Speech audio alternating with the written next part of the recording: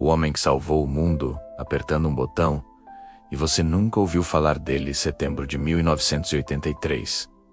3 horas da manhã. Um bunker soviético, enterrado a quilômetros de profundidade. E um homem, olhando para uma tela que acabava de acender, em vermelho. O alarme não para de soar. O sistema computadorizado mais avançado da União Soviética está gritando a mesma coisa sem parar. 5 mísseis nucleares dos Estados Unidos estão vindo direto para Moscou. 5. Não 1. 5 mísseis balísticos intercontinentais cruzando o céu neste exato momento. E esse homem tem 20 minutos para decidir se aperta o botão que inicia a Terceira Guerra Mundial. Você já parou para pensar que sua existência pode depender de uma única decisão que alguém tomou num dia qualquer que você tá vivo? Porque um cara que você nunca viu na vida escolheu não fazer o que mandaram ele fazer. O nome dele era Stanislav Petrov, tenente-coronel soviético, 44 anos, pai de 2 filhos. E no dia 26 de setembro de 1983, ele estava no lugar errado, na hora errada, com a responsabilidade errada. Ou talvez no lugar absolutamente certo. Deixa eu te explicar uma coisa que ninguém te conta. Durante a Guerra Fria, o mundo não estava quase entrando em guerra nuclear. O mundo estava constantemente a segundos disso. Todos os dias, todas as noites. Havia sistemas automáticos, protocolos rígidos.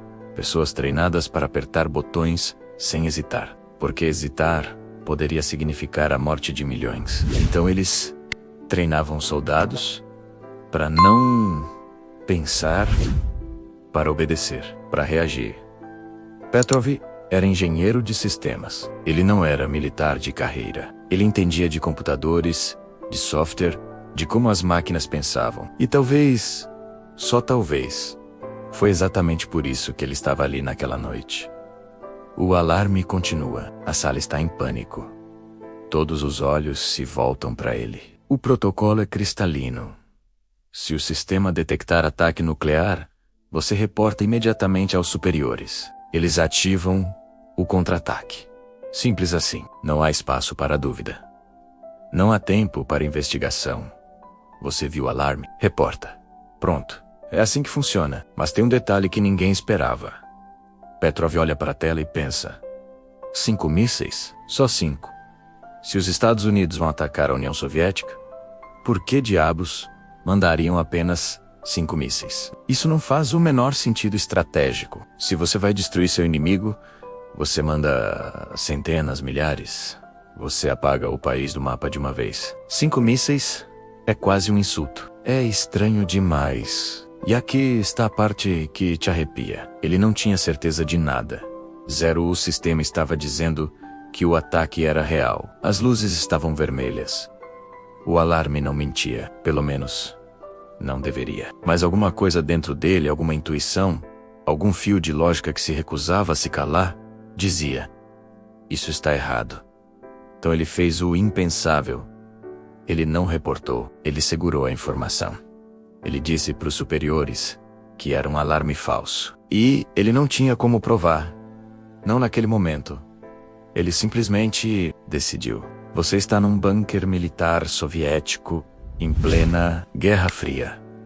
Seu país inteiro pode estar sendo atacado neste exato segundo. Milhões de pessoas podem estar prestes a morrer.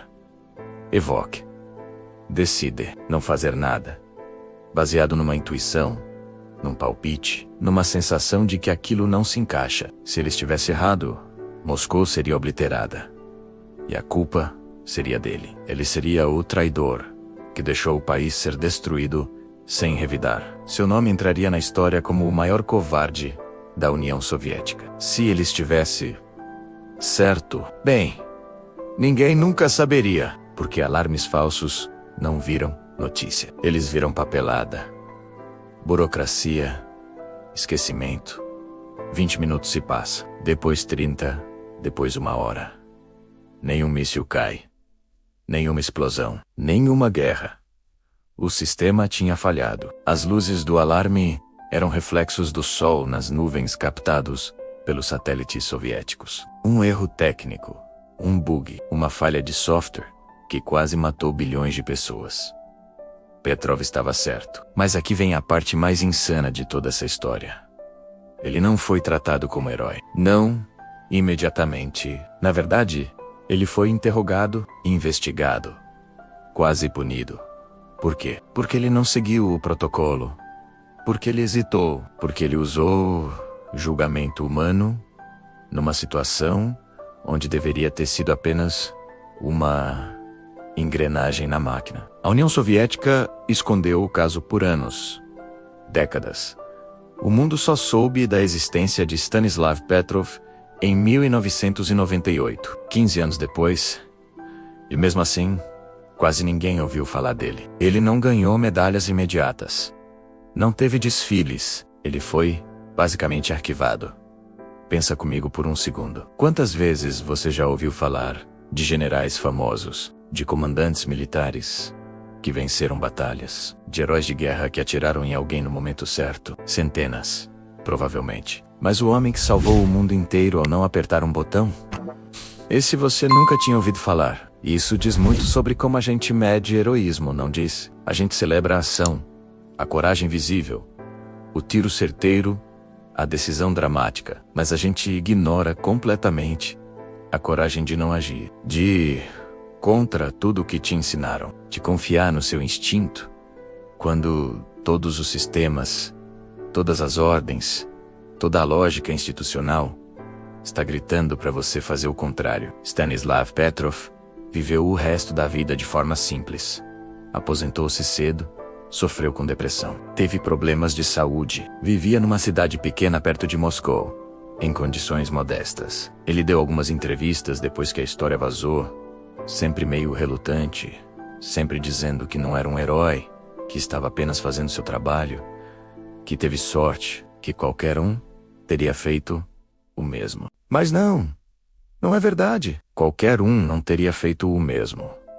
Porque o protocolo existe exatamente para isso. Para tirar a decisão das mãos humanas, para transformar pessoas em peças previsíveis. E a maioria das pessoas, na mesma situação, teria seguido o protocolo, não por maldade, mas por treinamento, por medo, por obediência.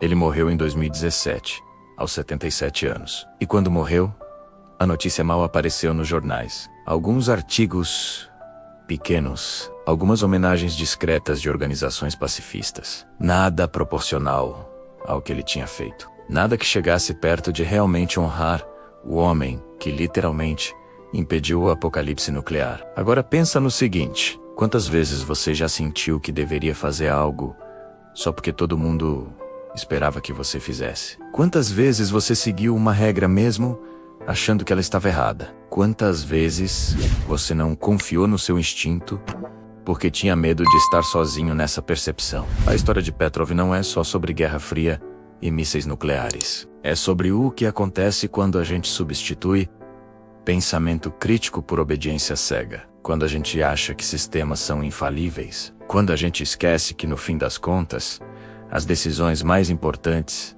ainda são humanas. Existe um vídeo dele gravado anos depois, onde perguntam como ele se sente sendo chamado de o homem que salvou o mundo. E ele dá um meio sorriso e diz: eu estava no lugar certo, na hora certa. Só isso. Tive sorte. Mas não foi sorte. Foi escolha.